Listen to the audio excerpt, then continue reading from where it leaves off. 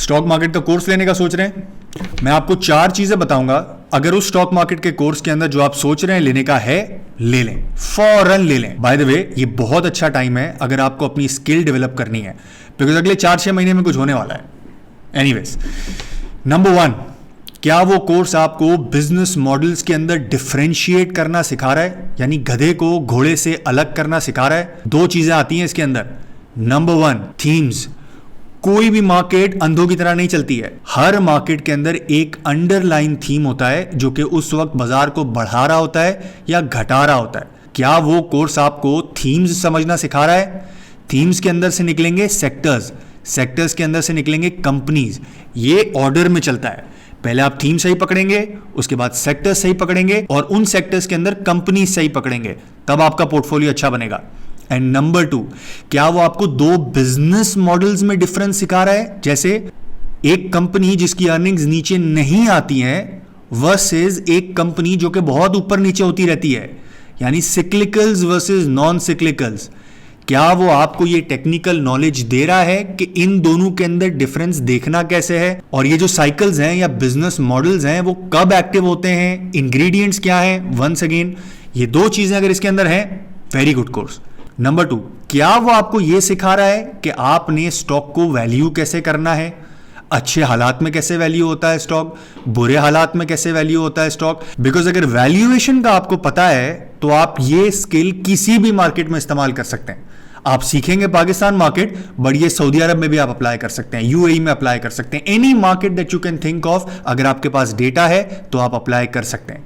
क्या वो आपको वैल्यूएशन सिखा रहा है या नहीं सिखा रहा है? सिखा रहा है मतलब कि आपके पास एक्सेल्स अवेलेबल हैं, आप खुद वैल्यू करने के काबिल हैं, आप सिनेरियो एनालिसिस करने के काबिल हैं, good course, take it. Number 3, क्या वो पाकिस्तान स्पेसिफिक इश्यूज के बारे में आपसे बात कर रहा है? फॉर एग्जाम्पल, मीज़ान बैंक अगर पाकिस्तान के अलावा किसी भी और मुल्क में लिस्ट होता तो उसकी क्या वैल्यूएशन होती? कभी सोचा इस तरह? सोचिएगा, कभी सोचिएगा। सिस्टम्स को भी 15-20 का पीई मल्टीपल मिलता है और कुछ टाइम पहले हैस्कॉल को भी 15-20 का पीई मल्टीपल बनता था। दोनों ग्रोथ कंपनीज कंसिडर की जाती थी। दोनों में फर्क क्या था? एक बहुत बड़ा फर्क है, और ये सवालात आपको पता होने चाहिए बिकॉज ये पाकिस्तान स्पेसिफिक इश्यूज हैं। हो सकता है किसी और मुल्क में भी हों, बट क्या वो आपको पाकिस्तान स्पेसिफिक इश्यूज के बारे में एक्सप्लेन कर रहा है? एक और एग्जाम्पल, पाकिस्तान के साइकिल्स कितने होते हैं? 3 साल के, 2 साल के, 4 साल के। दुनिया में तो ऐसा नहीं होता है। तो क्या आपको प्रिडिक्टेबिलिटी एनालिसिस सिखा रहा है, या फिर लेट्स से रुपी डिप्रिसिएशन हर साल कंटिन्यूसली होती जा रही है? बहुत सारी टेक्सटाइल कंपनीज के अंदर, टेक कंपनीज के अंदर बहुत बड़ी अर्निंग का कंपोनेंट रुपी डिप्रिसिएशन से है। व्हाट इफ हालात बेहतर हो गए, जिस तरह 2012, 13, 14 में 4-4, 5-5% की रुपी डिप्रिसिएशन होती थी? अगर हो गया तो इनकी अर्निंग्स तो अगले साल नीचे आ जाएंगी, आप लेंगे इनको ग्रोथ समझ के। तो क्या पाकिस्तान स्पेसिफिक इश्यूज के बारे में वो कोर्स आपको ट्रेन कर रहा है? कर रहा है, ले लें। And last and the most important part, क्या आपका ट्रेनर आपके साथ हमेशा रहेगा जब आप प्रॉब्लम्स में फंसेंगे? मतलब क्या है? 2 महीने का कोर्स, 3 महीने का कोर्स, 1 महीने का कोर्स आपने कर लिया, उसके बाद जब आप अपना खुद स्टॉक निकालेंगे, थीम रियलाइज करेंगे, गलत सही अपनी जगह पर, क्या वो आपके प्रॉब्लम्स निकालने के लिए, आपको सोल्यूशन निकालने के लिए, डेटा प्रोवाइड करने के लिए आपके साथ अवेलेबल है? क्या वो आपको गाइड करेगा या नहीं करेगा? अब जैसे कुछ दिनों पहले मेरे एक कोर्स पार्टिसिपेंट ने मुझसे पूछा कि फुरकान भाई ये समझाएं कि पीएबीसी पे इनकम टैक्स कम क्यों लगता है और इसके डिविडेंड पे टैक्स ज़्यादा क्यों लगता है? तो ये तो बुरी कंपनी हुई क्योंकि डिविडेंड पे बहुत ज़्यादा टैक्स लग रहा है। अब ये मैं कोर्स के अंदर बता नहीं सकता हूँ क्योंकि PABC one of the only companies है। पीएबीसी के अंदर ही जाऊँ, एक और एग्जाम्पल दूँ, पीएबीसी अपनी कैपेसिटी यूटिलाइजेशन के बहुत करीब है। अभी तो वो बहुत बड़ा एक्सपोर्ट बिजनेस है, इसके आगे जाके वो क्या बनेगा? ग्रोथ बिजनेस बनेगा या डिफेंसिव बिजनेस बनेगा? इसका मतलब डिविडेंड देना शुरू कर देगा या फिर एक और एक्सपेंशन साइकिल के अंदर जाएगा। अब अगर ये कंपनी आपके कोर्स के बाद लिस्ट हुई होती और आप ये कंपनी देख रहे होते तो क्या आपके पास आपके ट्रेनर का एक्सेस होता कि आप उससे सवाल पूछ सकें? अगर है तो फौरन ले लें। मुझे बाकी कोर्सेज का नहीं पता है, बट मुझे ये पता है कि ये सारी चीज़ें एक्सटेंसिवली आपको मेरे कोर्स में मिल जाएंगी।